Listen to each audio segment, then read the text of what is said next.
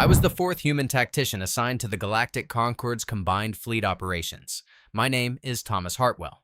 I was 51 years old when I received the posting, a career military officer who had spent 26 years in the Royal Navy, and then 9 more in the United Earth Defense Coordination Office, where I served as a strategic planning advisor during the consolidation period after first contact.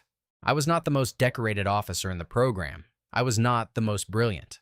I was, by my own honest assessment, a competent, experienced, methodical planner with a particular aptitude for logistics under constraint and a temperament that one of my fitness reports described as unperturbed to a degree that occasionally concerns his colleagues. That description was accurate. I do not panic easily. This turned out to be the quality that mattered most, though not for the reasons anyone anticipated. The Concord's combined fleet was a multinational, multi-species military structure designed to address threats that exceeded the capacity of any single member species navy. It had existed for approximately 300 years before humanity's admission to the Concord, and in that time it had conducted 47 major operations ranging from piracy suppression to full-scale theater warfare against hostile entities outside Concord space. The combined fleet was, by any reasonable standard, the most powerful military force in the known galaxy. It comprised vessels from 19 species, operated under a unified command doctrine, and was led by flag officers drawn from the Concord's senior member races, primarily the Tayari, the Rathori, and the Velesi, all of whom had contributed to its founding and had supplied its strategic leadership. For centuries, humanity joined the Concord in 2041, 16 years after first contact. Our membership was provisional, which meant we could contribute personnel and resources to Concord operations, but could not hold senior command positions or participate in strategic planning at the fleet level. This was standard for new member species. The provisional period typically lasted between 50 and 100 years, depending on the species' rate of institutional integration. We were expected to serve in subordinate roles, learn the Concord's operational systems, and gradually earn the trust required for greater responsibility. The Human Tactician Program was proposed in 2049 as a modest initiative within the provisional framework. We were not told in any official communication that we had been removed because we were too good. I learned the real reason from Admiral Den, who contacted me privately through a back-channel communication 3 weeks after my return. Den was furious. The proposal emphasized that human officers would observe, contribute analysis when requested, and build familiarity with Concord operational doctrine. It was framed as an educational exchange, a learning opportunity. The Concord's Military Affairs Committee approved it with minimal discussion because the request was small and the expected impact was negligible. The first human tactician was Colonel Adrien Morel of the French Armed Forces, assigned to the Combined Fleet's 3rd Sector Group in 2050. The 3rd Sector Group was a mid-priority formation responsible for patrol and security operations along a relatively stable section of Concord space. It was not a prestigious posting. It was, by Concord standards, a quiet corner of the fleet where new member species could be introduced to operations without risk of significant consequence. Colonel Morel was expected to observe, file reports, and return to Earth after a 2-year rotation, having learned how the Concord ran its military without having meaningfully influenced it. Colonel Morel altered the outcome of a fleet engagement within her first 4 months. The engagement was minor by Concord standards. A group of pirate vessels operating out of an uncharted asteroid belt had been raiding commercial shipping in the 3rd Sector Group's patrol area. The group's commander, a Tayari flag officer named Admiral Sorath Talan, had planned a standard interdiction operation, deploy a screening force to fix the pirates' position, advance the main body to engagement range, and destroy or capture the pirate vessels using superior firepower. It was a textbook operation. Concord Doctrine prescribed the approach. The doctrine had been developed over 3 centuries of fleet operations and codified in a planning manual that ran to approximately 14,000 pages of tactical guidance. Morel attended the planning session as an observer. She reviewed the operational plan and, during a break in the briefing, approached Admiral Talan's chief of staff with a suggestion. She pointed out that the asteroid belt's gravitational dynamics created a narrow corridor through which the pirate vessels would be forced to retreat if the screening force advanced from the standard approach vector. She suggested repositioning a small detachment of fast vessels to the exit point of that corridor before the operation began, creating what she called a blocking position that would prevent the pirates from escaping into open space. The Chief of Staff reviewed the suggestion and forwarded it to Admiral Talon, who approved the modification with a brief notation that the human advisor had identified a useful supplementary positioning. The operation proceeded. The screening force advanced. The pirates, as Morel had predicted, retreated through the gravitational corridor. The blocking detachment was waiting. The entire pirate flotilla was captured without a single vessel escaping. No Concord ships were damaged. No Concord personnel were injured. The standard outcome for this type of operation, based on historical data from similar interdictions, was the destruction or capture of approximately 60 to 70% of the pirate force, with the remainder escaping to regroup. Morel's suggestion had produced a 100% capture rate. Admiral Talon noted this in his after-action report with a comment that read, in translation, "The human advisor demonstrated awareness of gravitational dynamics in her tactical recommendation. This contributed to an above-average operational outcome." Above average. That was the language, and it set the tone for how the Concorde initially processed what human tacticians were doing, which was consistently underestimating it. The second human tactician was Major James Okafor of the Nigerian Army, assigned to the 7th Sector Group in 2051. Within 6 months, Okafor had reorganized the group's supply convoy scheduling to reduce transit exposure by 31%. A change he made by analyzing fuel consumption patterns and cross-referencing them with the convoy route's gravitational assist opportunities. The 7th Sector Group's logistics officer described the improvement as a sensible refinement. The third was Commander Yuki Tanaka of the Japanese Maritime Self-Defense Force, assigned to the 1st Sector Group, the Concorde's most active combat formation. Tanaka was present during a major fleet action against a hostile entity called the Directorate, a non-conquered military state that had been conducting territorial incursions along the Concorde's spinward border. The 1st Sector Group's commander, Admiral Prenvitha of the Rathori, had planned a frontal engagement using the Concorde's standard force concentration doctrine. Tanaka, again in an advisory capacity, submitted a written analysis suggesting that the Directorate's fleet formation contained a structural weakness. The formation's communication relays were positioned in a predictable pattern that, if disrupted, would fragment the Directorate's coordination and force their vessels to operate independently. Tanaka recommended a precision strike on the communication relays using a small, fast task force before the main engagement began. Admiral Vetha reviewed the analysis, approved it as a preliminary operation, and assigned a Velesi destroyer squadron to execute the strike. The strike succeeded. The Directorate's fleet lost coordination within minutes. The subsequent engagement, which Concord planning models had projected would last between 6 and 9 hours with significant casualties on both sides, lasted 2 hours and 14 minutes. Concord casualties were approximately 1/5 of the projected figure. Directorate losses were nearly total. Admiral Vetha's after-action report was more generous than Talon's had been. He described Tanaka's contribution as a tactical innovation that materially reduced Concord casualties and accelerated operational resolution. He recommended that the human tactician program be expanded. I arrived as the 4th tactician in 2053, assigned to the 5th Sector Group under Admiral Karath Den of the Kolhari. The 5th Sector Group was responsible for operations along the Concorde's trailing border, a region characterized by complex stellar geography, multiple minor hostile entities, and logistical challenges created by long supply lines and sparse infrastructure. It was considered a difficult posting. I was considered a suitable fit because of my logistics background. Within my first year, I reorganized the 5th Sector Group's patrol doctrine.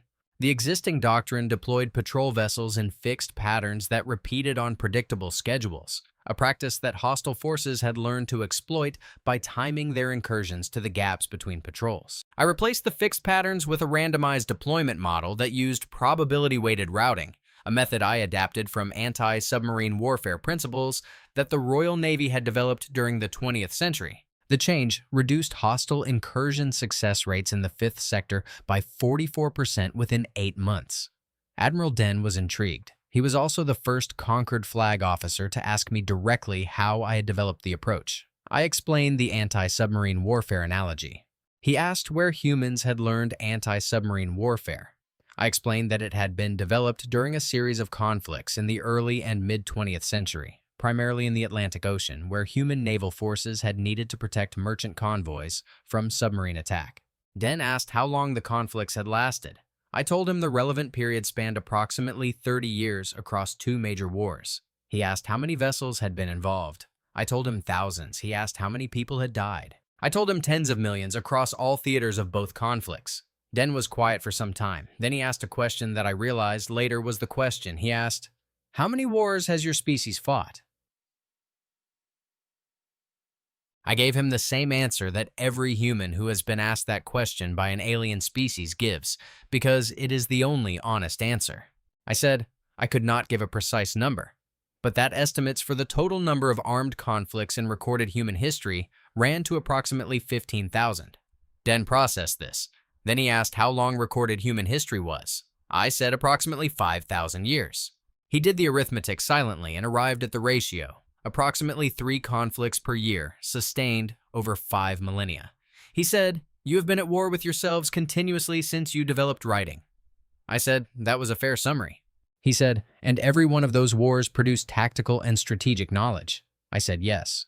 He said, and your tacticians carry that accumulated knowledge. I said, that was the purpose of military education.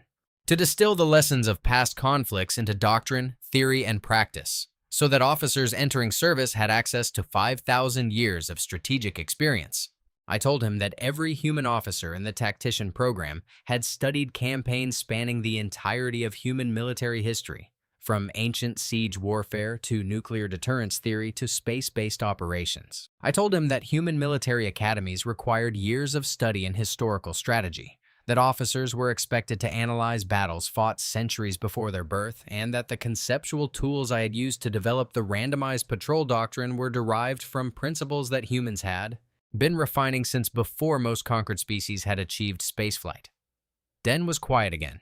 Then he said something that I did not fully appreciate at the time, but that I have since come to understand as the moment the conquered's relationship with human tacticians changed.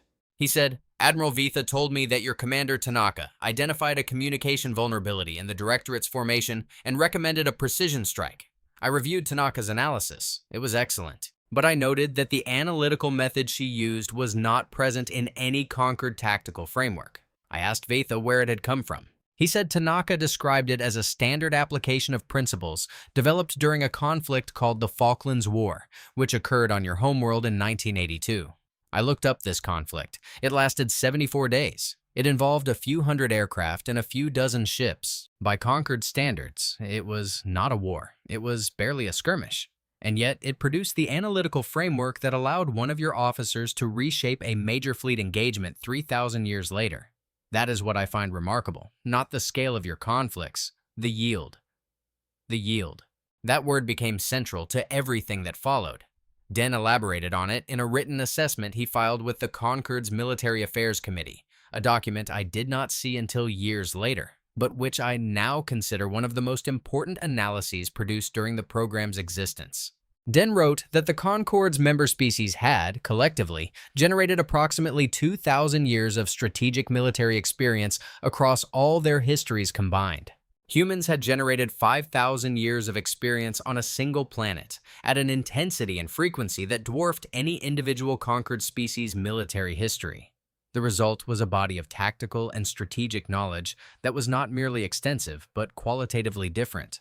Concord species had developed military doctrine through occasional conflicts separated by long periods of peace. Humans had developed doctrine through continuous, overlapping, multi-theater warfare that never paused long enough for lessons to be forgotten before new ones were being learned. The knowledge was not just deeper, it was denser, compressed by relentless pressure into principles that had been tested, failed, revised, retested, and refined across hundreds of generations in conditions of mortal consequence. Den concluded his assessment with a statement that would later be quoted in the council debate over the ban. He wrote, "Human tactical knowledge is not a complement to conquered doctrine. It is a superior body of strategic thought derived from a depth of practical experience that no conquered species can match, because no conquered species paid the price that generated it. Every improvement a human tactician offers to this fleet was purchased by human lives in human conflicts that we did not fight and cannot replicate. We are receiving the dividend of 5,000 years of bloodshed, and we are receiving it for free." The phrase, "receiving it for free," caused discomfort in several quarters. It implied an asymmetry that the Concord's institutional culture was not built to accommodate. The Concord operated on principles of mutual contribution and reciprocal exchange. Every member species contributed to the combined fleet in proportion to its capabilities and received protection in proportion to its contribution. The system was balanced, the system was fair, and the human tacticians were disrupting the balance, not through any aggressive act, but simply by being disproportionately valuable. They contributed more than their provisional status entitled them to, and the contribution was in a domain, strategic thinking, that the Concord's senior species considered their own institutional territory. By 2055, 5 years into the program, 8 human tacticians were embedded in combined fleet formations across the Concord. Every one of them had produced measurable improvements in their assigned group's operational performance. Casualty reduction rates ranged from 12 to 44%. Mission completion rates increased. Logistics efficiency improved. Hostile incursion success rates decreased. The data was consistent, reproducible, and statistically significant. The Concord's Military Affairs Committee reviewed the program's results and authorized an expansion to 24 tacticians, then 40, then 72. By 2058, human tacticians were embedded in every major combined fleet formation, and their role had evolved from advisory to integrated. They were no longer observers offering occasional suggestions. They were members of the command staff, participating in operational planning from the earliest stages. Their input solicited and expected as a standard part of the planning process, and the Concord's military establishment began to notice something that made them deeply uncomfortable.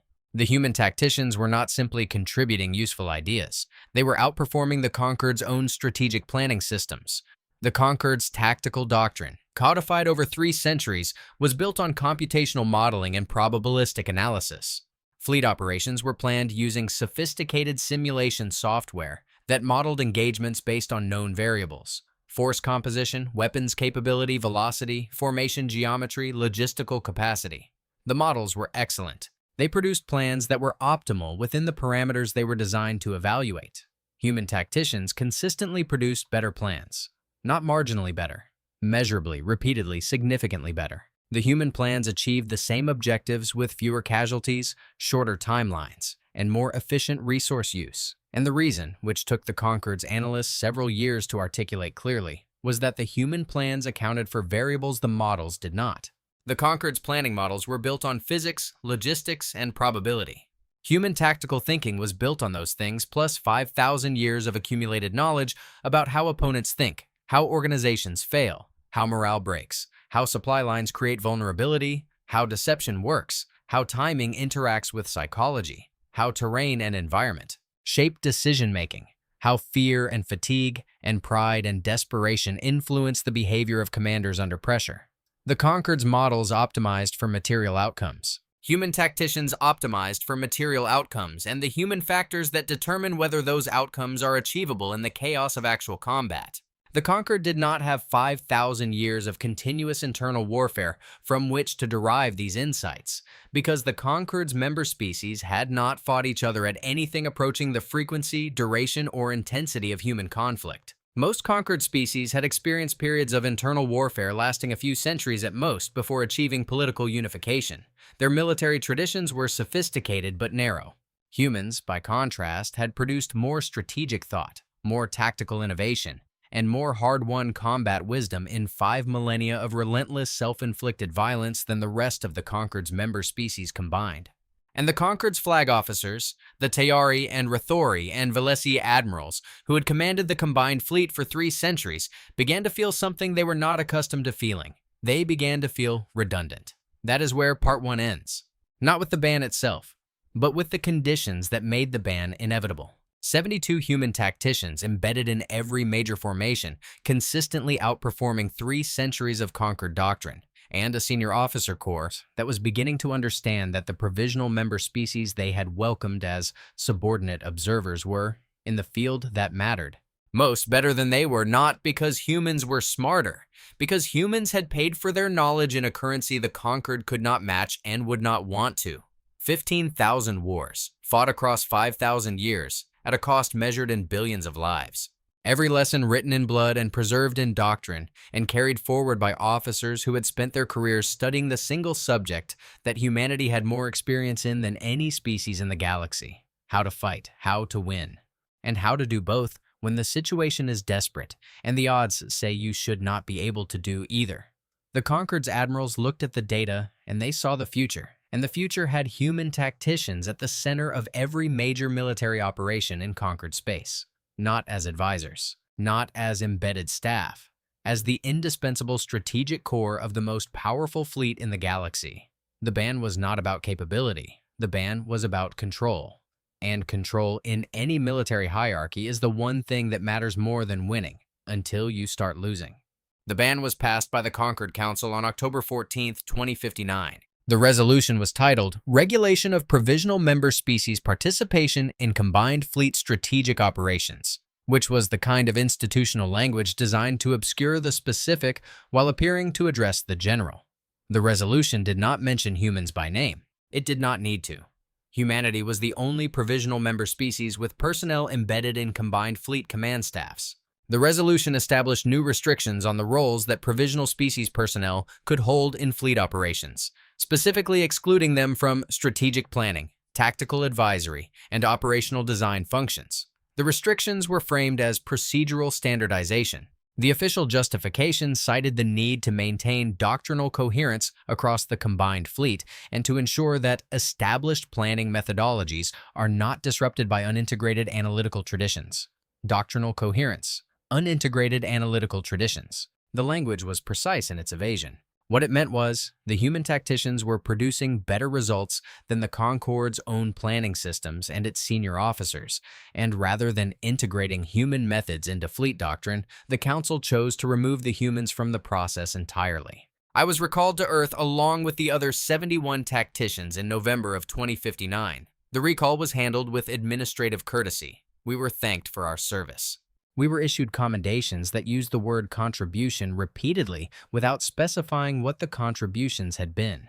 We were told that the program had been restructured and that our roles would be reconsidered in the context of evolving institutional requirements. He had argued against the ban in the Military Affairs Committee and had been overruled.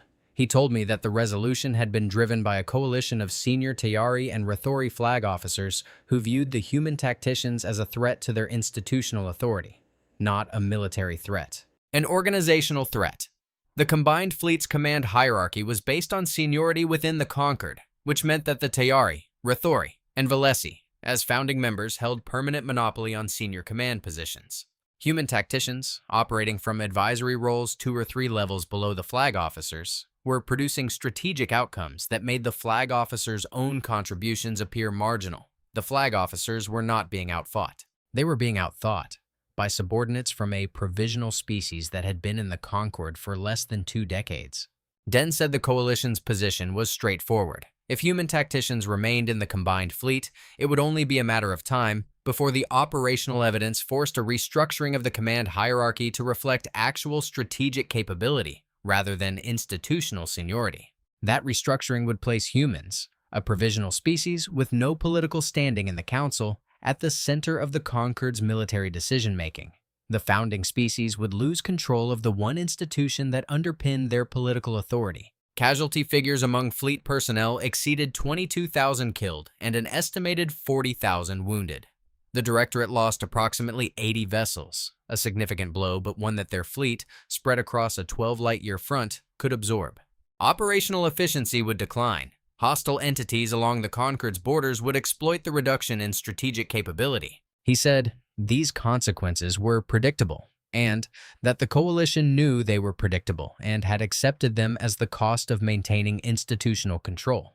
Den was correct. The consequences arrived within 18 months. The Directorate, the hostile military state along the Concord's spinward border that Commander Tanaka's analysis had helped defeat in 2052, had been rebuilding since that engagement. By 2060, they had reconstituted their fleet, revised their tactical doctrine to account for the methods that had been used against them, and resumed territorial incursions along the border. The combined fleet's first sector group, which had previously benefited from Tanaka's embedded tactical support, responded using standard Concord doctrine without human advisory input. The first engagement, a border interdiction operation in March of 2060, resulted in a tactical draw with casualty rates approximately 3 times higher than comparable operations during the Tactician program period. The Directorate withdrew but was not defeated. They returned 2 months later with a larger force and penetrated deeper into conquered space before being repelled. The pattern repeated across multiple sectors. Without human tacticians identifying vulnerabilities, optimizing force deployment, and anticipating opponent behavior, the combined fleet fell back on computational models and 3-century-old doctrine. The models were still excellent, the doctrine was still sound, and the results were measurably, consistently worse than they had been when human tacticians were part of the planning process. The casualty differential was stark. In the 3 years of the ban, combined fleet casualties in major engagements increased by approximately 230% compared to the program period. Hostile incursion success rates rose by 60%. 2 minor conquered member species in the trailing border region, the ones Admiral Den's 5th Sector Group had been protecting when I reorganized the patrol doctrine, were subjected to raids that the pre-ban patrol system would have prevented. The data was public. The Concord's Military Affairs Committee published operational summaries on a quarterly cycle, and the decline in performance was visible to anyone who read them. The Council did not address the decline publicly. The committee's reports attributed the increased casualty rates to evolving threat environments and adversary adaptation, both of which were true, but neither of which explained why the combined fleet had lost the ability to adapt in return. The human tacticians, meanwhile, were on Earth. We were reassigned to domestic postings. Some returned to their national militaries. Some, like me, remained in the Defense Coordination Office, working on contingency planning for threats that were unlikely to materialize because the Concord's combined military, even diminished, remained far more powerful than anything humanity could face alone. We followed the Concord's operational reports. We read the casualty figures, we did the arithmetic, and we waited, because there was nothing else we could do. The ban was a council resolution. Humanity's provisional status meant we had no vote, no appeal mechanism, and no political leverage to challenge it. The crisis that broke the ban came in 2062, 3 years after the tacticians were recalled. The Directorate launched a coordinated offensive across the entire Spinward border. Not a single incursion. A full-scale military operation involving approximately 400 vessels advancing on a front that spanned 12 light-years. The offensive was planned with a sophistication that Concord intelligence had not anticipated, in part because the Concord's intelligence analysis had previously relied on human tacticians to assess Directorate strategic patterns and predict escalation timelines. Without that input, the Concord's intelligence division had underestimated the Directorate's reconstitution rate, their willingness to commit to a large-scale offensive, and the speed with which they could coordinate a multi-axis advance. The combined fleet's response was immediate, but conventional. The 1st and 2nd Sector groups were mobilized to the Spinward border. Reserve formations were activated.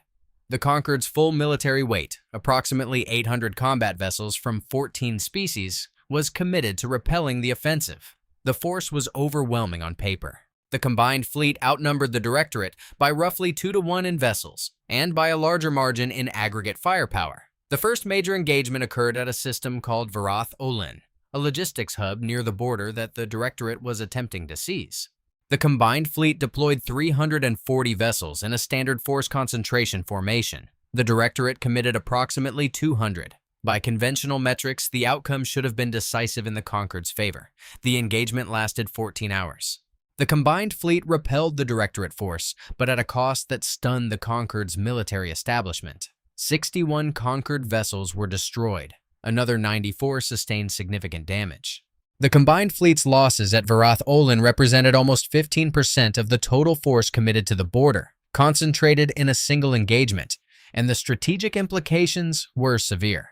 The Concord had not suffered losses of that magnitude in a single action in over a century. The psychological impact on the fleet's personnel and on the member species' governments was proportional to the shock. I followed the reports from Earth with the particular frustration of a man who could see the errors in the operational plan and could do nothing about them. The force concentration approach at Varath Olin was textbook Concord doctrine, and I could identify at least 4 points where a human tactician would have made different recommendations. The approach vector was predictable. The communication protocols were known to be vulnerable to Directorate disruption techniques, a vulnerability that Tanaka had identified and mitigated in the previous conflict but that the fleet had reverted to after her departure. The logistics positioning exposed the fleet's supply ships unnecessarily. and the overall engagement profile failed to account for a directorate tactical adaptation that anyone who had studied their previous retreat patterns would have anticipated. I drafted an informal analysis and sent it to Den through our private channel. He confirmed that his own assessment matched mine in every particular. He said reading the Verith Olin report had made him physically ill. The after-action analysis, conducted by a joint Tayari-Rathori review panel, identified multiple failures in the operational plan. The force concentration formation had been predictable. The combined fleet's advance had followed a trajectory that the Directorate had anticipated and prepared for. The fleet's coordination during the engagement had relied on communication protocols that the Directorate had learned to disrupt. The defensive positioning of the fleet's logistics assets had been inadequate, and the overall tactical approach had failed to account for several behavioral patterns in Directorate command decisions that, the review panel noted, had been accurately modeled during the previous conflict by Commander Tanaka's analytical framework, a framework that was no longer being used because the person who had developed it had been sent home. The review panel did not recommend reinstating the human tactician program. Institutional pride prevented that. What the panel recommended was a comprehensive doctrinal review incorporating lessons from recent operational experience. The phrase was hollow, and everyone involved knew it. The lessons from recent operational experience were the same lessons human tacticians had been applying for 8 years, that computational models alone could not account for the psychological and behavioral dimensions of warfare, and that the Concord's doctrine was incomplete without the kind of adversary-focused thinking that humans had spent 5,000 years perfecting. The request came 4 months after Verith Olin, not from the Council, not from the Military Affairs Committee, from Admiral Pren Vetha, the Rathori flag officer who had commanded the 1st Sector Group during Tanaka's posting and who had witnessed firsthand what a single human tactician could do to the outcome of a major fleet engagement. Vetha had opposed the ban privately but had not spoken publicly against it because Rathori institutional culture prohibited direct challenges to Council resolutions by serving officers. After Verith Olin, Vetha retired from active command, which freed him from that prohibition. Vetha's public statement was delivered to the Council chamber and simultaneously broadcast on the Concord's open diplomatic channel, which meant every member species government received it in real time. The statement was 3 pages long. I've read it many times. The essential argument was contained in a single section that I will reproduce from the official translation. Vetha said, "This council removed human tactical advisors from combined fleet operations on the grounds of doctrinal coherence. In the 3 years since that removal, the combined fleet has suffered a 230% increase in casualties, a 60% increase in hostile incursion success rates, and a strategic defeat at Verith Olin that cost 22,000 lives and 61 vessels. The doctrinal coherence we preserved is the coherence of a doctrine that is demonstrably inferior to the analytical methods the human tacticians were providing. We chose institutional control over operational excellence. 22,000 SAWN service members from 11 species paid for that choice at Verith Olin. I ask this council, how many more will pay before we admit that our pride is more expensive than our losses?" The council did not respond immediately. Councils rarely do. The statement was received, noted, and referred to committee, but the political dynamics had shifted. The casualty figures from Verith Olin were not abstract statistics. They represented personnel from 11 conquered species, and the governments of those species were asking why their people had died in an engagement that the combined fleet should have won decisively. The answer, which the operational data made unavoidable, was that the fleet had fought without the strategic capability it had possessed 3 years earlier, and that capability had been removed by Council resolution. The ban was rescinded on June 3, 2063, 3 years, 7 months, and 20 days after it had been imposed. The rescission was titled Revised Framework for Integrated Multi-Species Participation in Combined Fleet Strategic Operations. The language was, again, carefully neutral. The resolution did not acknowledge that the ban had been a mistake. It did not mention casualties. It did not reference Verith Olin. It described the reinstatement of human tacticians as an expansion of collaborative planning methodologies to reflect the Concord's commitment to utilizing the full range of member species capabilities. The political language was exquisite in its dishonesty, but the practical effect was clear. The human tacticians were coming back. I received my reactivation orders on June 7th. I was 55 years old and had spent the previous 3.5 years reading casualty reports from a fleet I had helped make more effective and watching the numbers climb, because the people who had removed me did not want to admit that I, and the 71 others like me, had been doing something they could not do themselves. I returned to the 5th Sector Group under Admiral Den, who greeted me at the docking bay with an expression that contained approximately equal parts professional satisfaction and personal fury. He said, 3 years, 61 ships, 22,000 dead. And the resolution says collaborative planning methodologies. He paused. Then he said, welcome back, Hartwell. Get to work. I got to work. Within 6 months, the 5th Sector Group's operational performance had returned to pre-ban levels. Within a year, every formation with a reinstated human tactician showed the same recovery. Casualty rates fell. Hostile incursion success rates declined. The Directorate's offensive, which had been grinding forward for over a year, stalled and then reversed as the combined fleet's strategic capability was restored one formation at a time, each one sharpened by a human officer carrying 5,000 years of war in their education and their instincts. The program was not merely restored, it was expanded. By 2065, 140 human tacticians were embedded in combined fleet operations. By 2068, the number was 212. By 2070, human tacticians were present in every formation at every level of the command structure, from sector groups to individual task forces.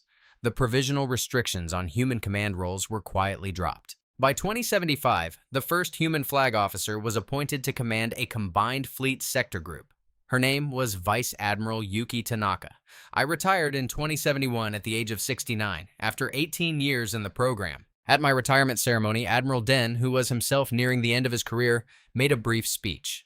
He said that the human tactician program had changed the combined fleet more profoundly than any doctrinal revision in its 300-year history, and that the change had come not from technology or resources, but from a body of knowledge that humanity had accumulated through means that no other species would choose to replicate. He said, they learned to fight by fighting each other for 5,000 years, and then they came to us and offered to share what it had cost them. We accepted, then we refused, then we accepted again. The cost of our refusal is measured in lives and ships and years we cannot recover. The cost of their knowledge was measured in the same currency, paid across millennia, on a single world by a species that never stopped fighting long enough to forget what it had learned. He looked at me and said, thank you, Hartwell. Thank you for every war your species ever fought. We are alive because of what those wars taught you. I have thought about that statement often since. It is not comfortable. The knowledge that made me valuable as a tactician, the principles I applied, the instincts I carried, all of it was refined through human suffering on a scale that should be mourned, not celebrated. The 15,000 wars that produced the doctrine I studied were not gifts. They were catastrophes. Each one left scars on the species that fought them, and those scars are still visible in every human society. In our politics, our fears, our reflexes, our inability to fully trust even ourselves. But the knowledge survived, and when the galaxy needed it, it was there. Carried by people like Morel and Okafor and Tanaka and me, and by the 200 others who followed us, each one educated in a tradition of strategic thought that no other species in the galaxy possessed, because no other species had paid the tuition. The Council banned us because our competence threatened their authority. They reinstated us because our absence cost them 22,000 lives. The lesson is not that humanity is superior.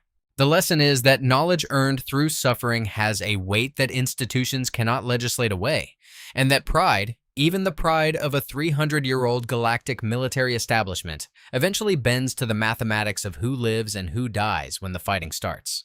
The Council learned that lesson at Vareth Olin. I hope they remember it. Because the next time the Conquered faces a threat, it cannot model with computers and doctrine alone. The next time it needs someone who understands war, not as a theoretical exercise, but as an inherited practice refined across 5,000 years of continuous human experience, it will need to ask us again. And we will come. Not because we are obligated to, not because we are paid to, because that is what we have always done. Someone needs help. We know how to fight. So we go.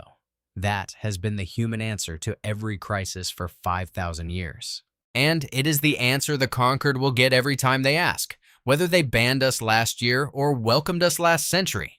Because the knowledge does not expire. The willingness does not fade, and the veterans, as always, are ready. We are always ready.